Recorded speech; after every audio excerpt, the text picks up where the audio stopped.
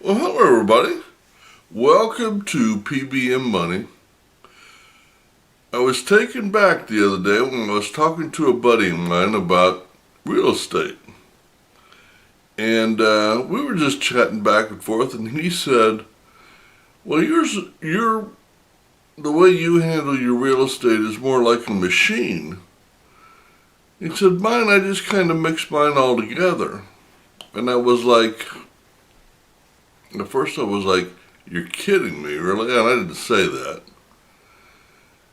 And then I thought back, after we were done, and the next day I was thinking, that's how I handled mine the first way through. And I had no intention of setting mine up as a machine. But the more I thought about it, the more I thought, I think it's kind of good that it's a machine. And I'll tell you why. And I'm going to give you 10 reasons why. But when I teach people about money and savings and all of that, one of the main things I try to teach is to automate everything. Because the less decisions you have to make each and every month, the better it is for your money. Because as soon as times get tough, you figure, well, I don't have to put $100 in my investment account. I can put 50 and be all right. As soon as you start thinking like that, that's when things start going wrong. So I started thinking about it, and I thought, I'm kind of glad mine is set up like a machine. And then when I went through and I made a list of the way that it is like a machine, and he's right. And I'm kind of proud of it because it's a reflection of experience and time and lessons learned from the past. Now, to me, there is one downside to this machine that I have created for my investment and creating wealth, and that is there tends to be many moving parts, which is, comparatively speaking, not that big a deal. But there are moving parts in order for it to be effective and able to switch quickly and to add and subtract, and there are many moving parts, so you got to pay attention each and every day, week, month, and year, which is a good thing. And I'll tell you, I'll give you a good example. I was thinking last month we were doing so good on our game, our financial game, which, by the way, it's not too late for you to join. Join our financial game on this channel and set your goals. Follow along with us and see how you do on your goals. And along the way, I'll give you hints and tips, recommendations, and updates on our financial game. So anyway, many moving parts.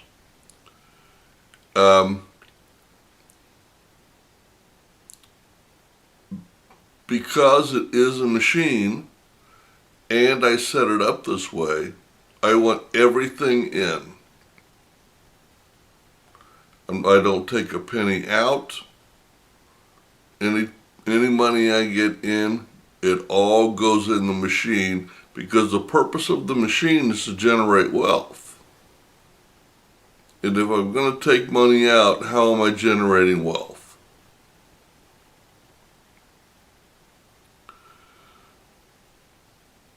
Also, another characteristic of the way I have my finances set up in relation to my investments is there is nothing wasted.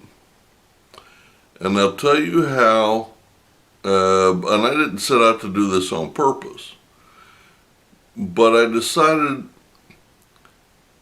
my goal is to be wealthy instead of just be well off, then I need to do something more than everybody else is doing. Everybody else wants to pay attention to what every dollar is doing. And I do that. But what I want to concentrate on is how many things can I make $1 do? As an example, I got a side gig from the apartment complex I work at, and they gave me my first month's check right up front. So let's just say it's $500. So my first instinct and what I'm doing is to put that $500 into our mutual fund. The sole goal of the mutual fund is to pay a place to deposit money and hold it until we buy real estate. That's the goal of that, to make interest. So I thought, okay, so I stick the $500 there, then what do I do?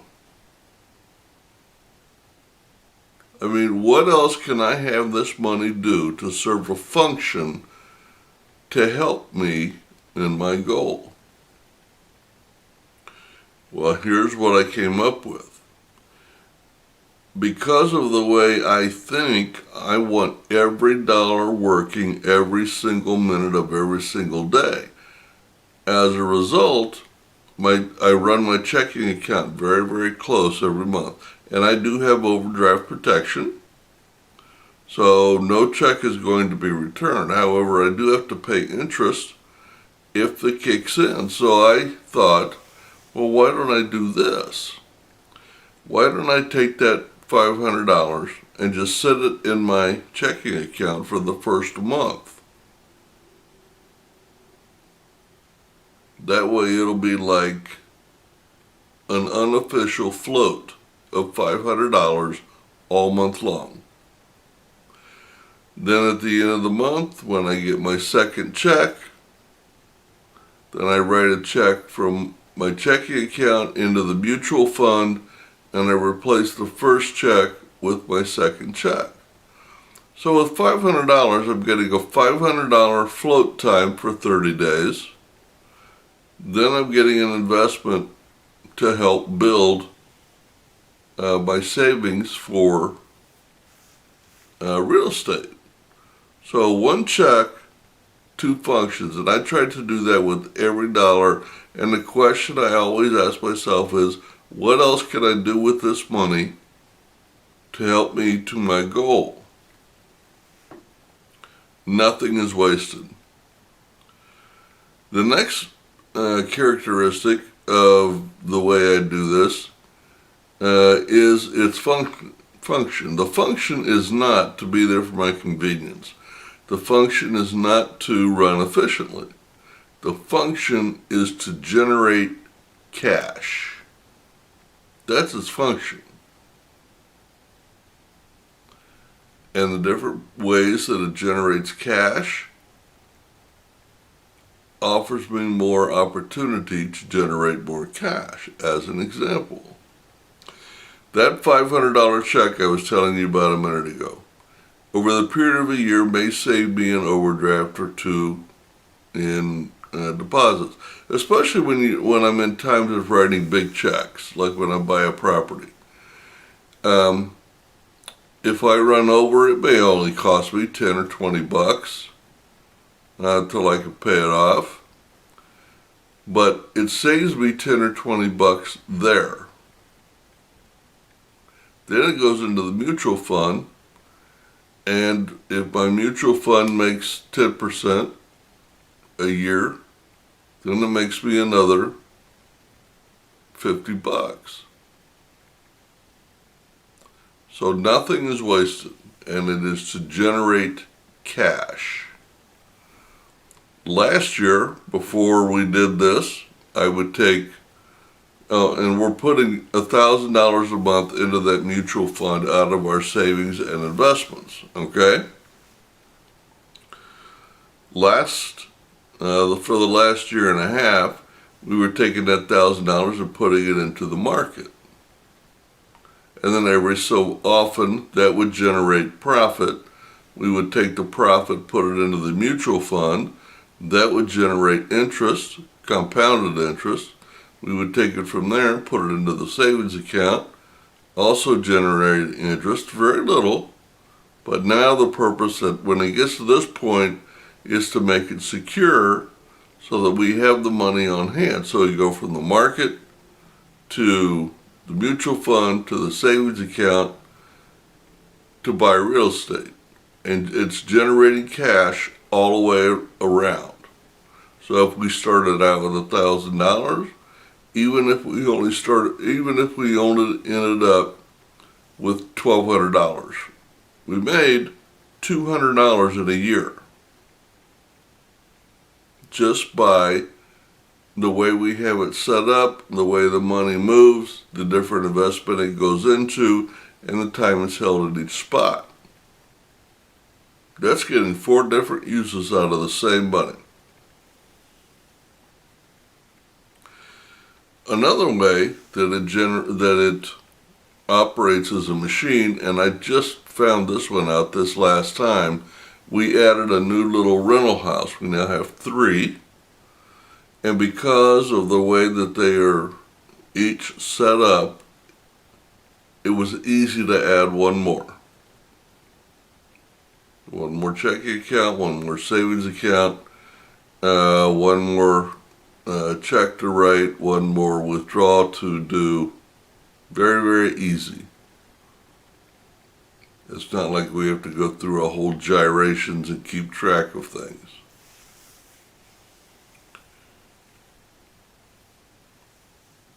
As I mentioned a minute ago, up until just a couple of months ago, we were taking cash and doing different things with it.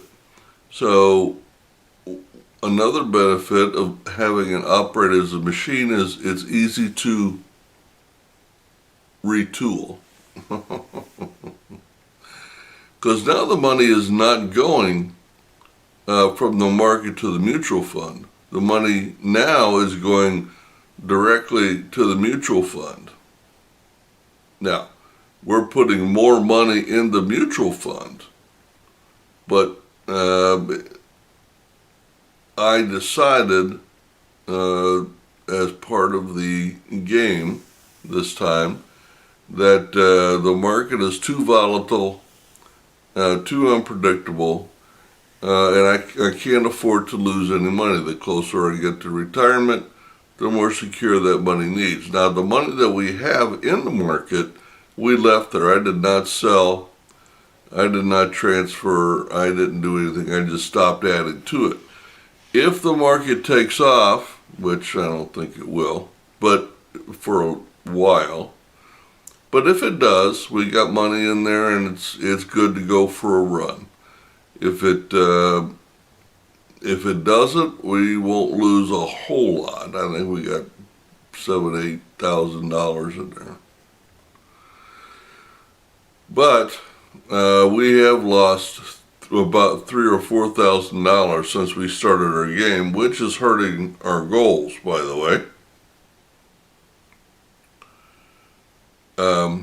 Another way that it resembles a machine is if there's a problem, it's easy to fix. Now, one of the problems I talked about earlier was not that I overdraft my account, but because I run it so close, I worry about it every single month, and I have for years. So I got an overdraft account, which is fine. It saved me a lot of overdraft fees, simply because when I write big checks, or your memory goes on the fritz, and especially when we were first getting started, and I didn't have it set up as a machine. I was trying to run it the way I ran it in the old days, and all it takes is one mistake, and you got to clog in there, and you got to pay overdraft and all those fees. And so anyway, when we came up with the fix for the $500 check, that was easy peasy. That was one extra deposit and one extra check a month. Big deal. But it solved a big problem for me because now I'm not worrying about overdraft. Another way that it operates as a machine is it's low thinking and low maintenance. I mean, I don't have to worry about where the money goes, when the money... I mean, today is rent day. I've gotten 2 of my 3 checks in, and all I got to do is deposit it, and the rest of the investments are done. Nothing for me to do. I don't have to worry about it. I don't have to make decisions every month. The decisions have already been made, and they've been automated so that they're taken care of for me. I got to write a couple of checks, but so I spend maybe an hour a month doing the paperwork, just so that we can build 2 or 3 different asset classes, generate as much cash as we possibly can from the least amount of money, and I don't have to worry about it. Winner, winner, chicken dinner. Another way is, because of the way we got it set up, it's easy for me to keep my money separate from the ministry money. Each checking account that we've got, I use a different color checkbook for mine and a different color checkbook for the ministry properties. That way I don't have to remember. I just know, because of the color of the checkbook. Pretty easy.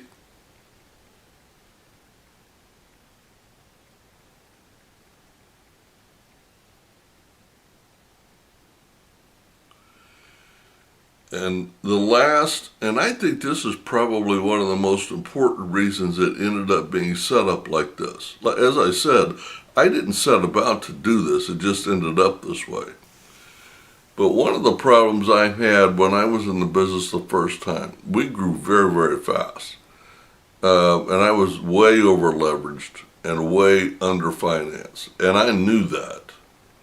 So it was a hustle every month to get the properties fixed, advertised, checked, rented, blah, blah, blah. And that was one of the reasons I made poor decisions, because I was over leveraged. Well, one of the parts of measuring the property is the reserves you have on hand for each property to make property repairs. So let's say you have 10 properties. And of those 10 properties, you should have on hand $10,000 per property. That's what I have found. For a major expense, like a roof gets blown off, or you have a major plumbing issue. $10,000.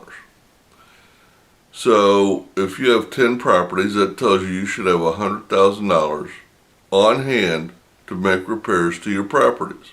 Very few people have that. What most people do is they try to set aside money, and they, times get tough, they have a rough month, and they look in their savings account and they say, I don't have $100,000, but I got $30,000 in there. And won't have to make that contribution. I can just skip that this month until times get better, and then I can go back and resume that. But $35,000 ought to get me through until things soften up a little. Well, they never soften up. So when you got 10 properties and you got $35,000 on hand to deal with issues, it won't take long before you're through your issues. Now, you might get lucky. You might buy nice properties and buy enough time to get you to $100,000, but that's not how most people operate. Most people look at that, think $35,000, that's good enough. 90 days later, they look back and their account is at $2,000, and they're like, where'd all my money go? With this way, I have a different checking and a different savings account for each property. So I can easily look at the savings account and see how much do I have on hand to deal with an issue on this property. And every property has its own savings account, its own checking account, and its own balance. So each month, when the rent check comes in, so much goes to the checking account, so much goes to the savings account. When the savings account gets to $10,000, then what would normally go to the savings account now goes to an investment account, and we use that money to go buy more real estate. Well, I never thought that I would set up my investment accounts to be like a machine. But I did, and I'm glad I did. It was just an accident, and there's probably many other more benefits from having it set up. But I was really shocked when my friend said, your investment accounts are like a machine. You guys have a great day, a great week, and happy investing.